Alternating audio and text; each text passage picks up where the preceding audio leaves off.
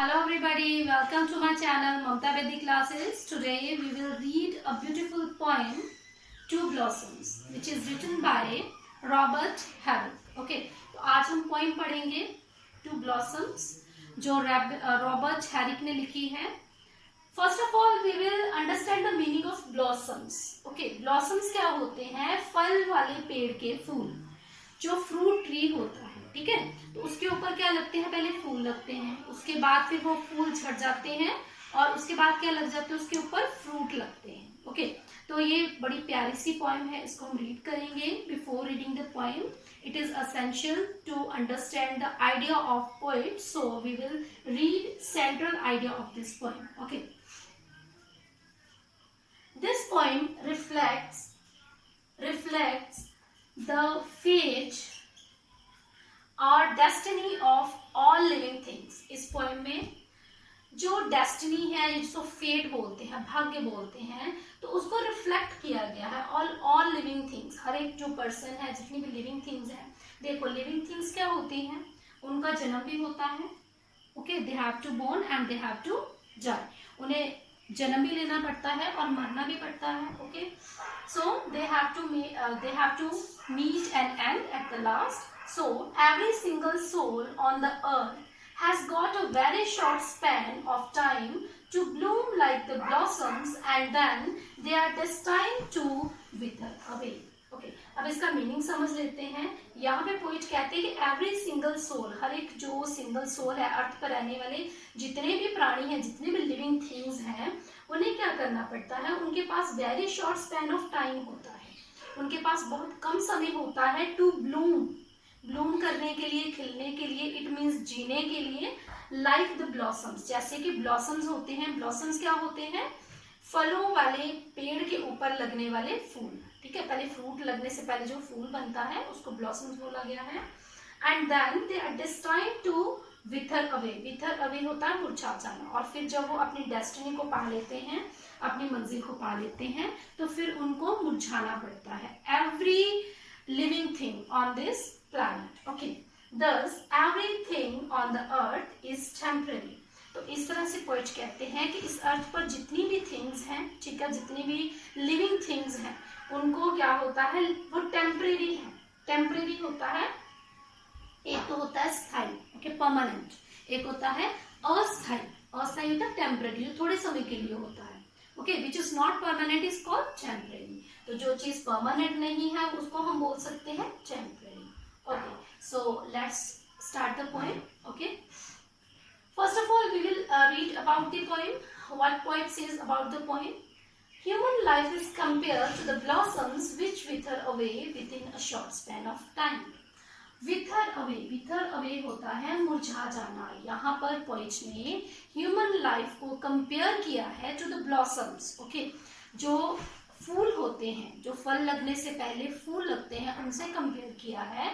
बताया है कि जैसे ब्लॉसम्स जो है वो मुरझा जाते हैं, सूख जाते हैं with in a very short span of time. छोटे से समय में, थोड़े समय के लिए खिलते हैं. उसी तरह से जो ह्यूमन बीइंग है वो भी जन्म लेते हैं और कुछ टाइम के बाद फिर वो लास्ट में उनकी डेथ हो जाती है.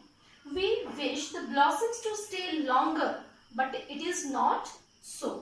हम चाहते हैं कि ये जो फूल हैं, ये जो ब्लॉसम्स हैं, कुछ देर और खिले, कुछ देर और रहे, but it is not possible. लेकिन ऐसा संभव नहीं है, उनको मुरझाना ही पड़ता है. ये क्या है? नेचर का रूल है. जो जन्म लेता है उसे मरना भी पड़ता है. ये क्या? हमारे नेचर का रूल है. Okay, every living thing has to live, has to born and has to die at end. Okay, so we will start the first stanza of this poem. Okay, what poet says in first stanza. Fair pledges of a fruitful tree, why do ye fall so fast?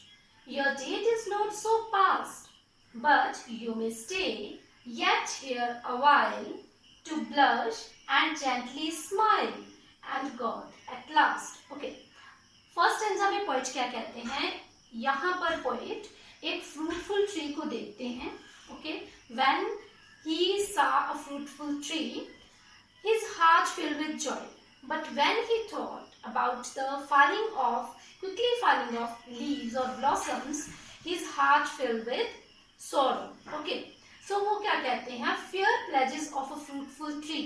अब fruitful tree के leaves को देखकर वो कहते हैं कि pledges होता है promise.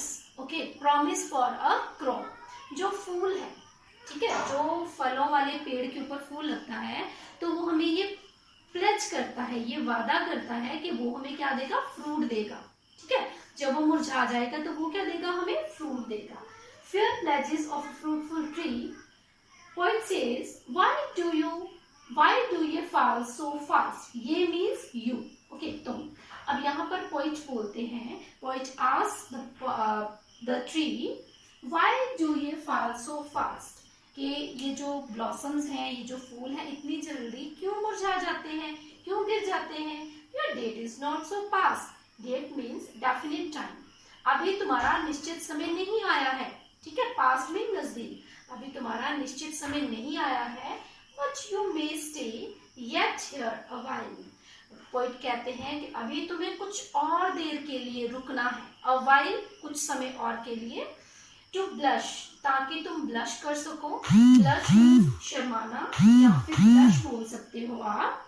जैसे कलर का डार्क होना, डार्क पिंक कलर होना. आपने देखा होगा जो ब्लॉसम्स होते हैं वो पहले लाइट कलर के होते हैं, फिर बाद में डार्क हो जाते हैं. तो यहाँ पे पोइट कहते हैं कि अभी तो तुम्हें क्या करना है, ब्लश करना है, जेंटली स्माइल करना है, हैंड कॉट एट लास्ट, और फिर उसके बाद after that you have to meet your and.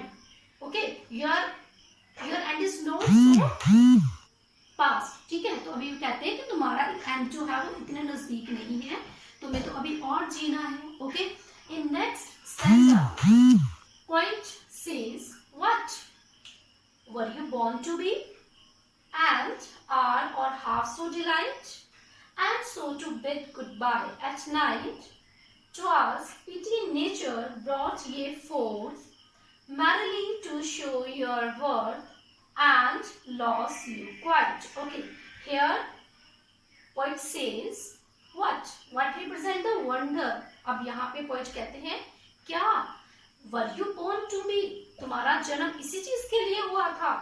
An hour or half delight means पल दो पल की खुशी.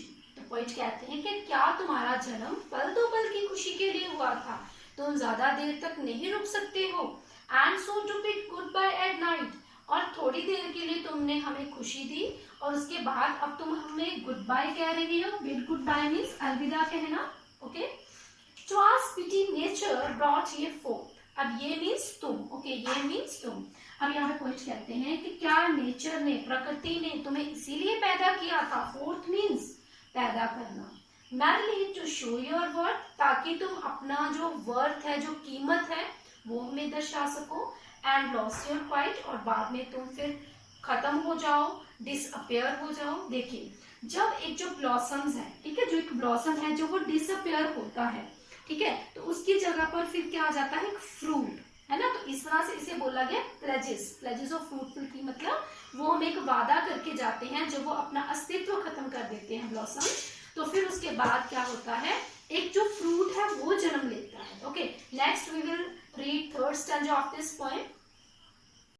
Third stanza we will read, but you are lovely leaves where we may read how soon things have their end, thou ne'er so brave, and after they have shown their pride, like you a while they glided into the grave. Okay, in third stanza poet is saying, but your lovely leaves. यहाँ पे poet कहते हैं कि तुम्हारे जो सुंदर leaves हैं, leaves mean जैसे बुक के पन्ने होते हैं, ठीक है, तो उनको बुक के पन्नों से कंपेयर किया गया है ब्लॉसम्स को. तो यहाँ पे पोइट कहते हैं कि तुम्हारे जो जिंदगी के जो पन्ने हैं उनसे वेयर वी मे रीड, हम रीड कर सकते हैं, how soon things have their and, कि जो चीजें हैं, जो थिंग्स हैं, जो हमारी लिविंग थिंग्स हैं, वो कैसे अपने एंड को जल्दी ही मिलती हैं. मतलब कैसे ही वो जल्दी खत्म हो जाती हैं. आपने सुना होगा जो लिविंग थिंग्स है वो क्या होती है, नाशवान होती है ना, एटर्नल्स होती हैं. Thou ne'er so brave, and after they have shown their pride, like you a while. देखो, अब यहाँ पर पोइट कहते हैं कि जैसे एक जो ह्यूमन बीइंग है वो सुंदरता को प्राप्त करता है, वो युद्ध को प्राप्त करता है, उसके बाद फिर क्या होता है, उसके बाद दे ग्लाइडेड इनटू द ग्रेव, उसको क्या करना पड़ता है, अपनी जिंदगी जीने के बाद एंड में ग्रेव होती है कब्र, ठीक है, तो एंड में उसे मरना पड़ता है। यहाँ पर ग्लाइडेड का मीन है बिना रुके गति करना। देखिए जैसे ह्यूमन बीइंग है तो पहले उसका जन्म होता है, फिर वो बचपन जो अपनी चाइल्डहुड जो एज है, ठीक है, वो से मिलती है, फिर धीरे धीरे वो जवान होता है, उसके बाद फिर एज होता है ना, फिर ओल्ड एज के बाद क्या होता है, उसकी डेथ हो जाती है। तो इस तरह से ये जो पोइट जो हमारे पोइट हैं वो कहना चाहते हैं कि जो ब्लॉसम्स हैं उनको देखकर हम ये सोच सकते हैं कि जो ह्यूमन लाइफ है वो भी ब्लॉसम्स की तरह है, जो एक ना एक दिन अपने एंड को जरूर मिलेगी। ओके, तो ये बड़ी सुंदर पोइम थी, हमने पढ़ी। After completing this poem we will summarise the poem once again. Okay, in the first stanza, when poet sees a tree with the blossoms, okay, with the full of blossoms, his heart filled with joy. But when he sees the falling of blossoms, his heart filled with sorrow. Okay, and he asked the tree not to shedding their leaves so quickly, and then he compared the blossoms with the leaves of a book. He says in these lines, how early life on the earth has to face its end, and he highly praises the loveliness of the blossoms. He says none could take the place of blossoms, but poet is aware that all beautiful things are destined to die, and we can't change our destiny. Okay, after they have shown the beauty, they straight glided into the grave. Okay, poet is saying every single soul has to disappear in the end. Okay, so this is the conclusion of the poem. I hope you all enjoy this poem. We will meet in next video. Till then, take care. Bye bye.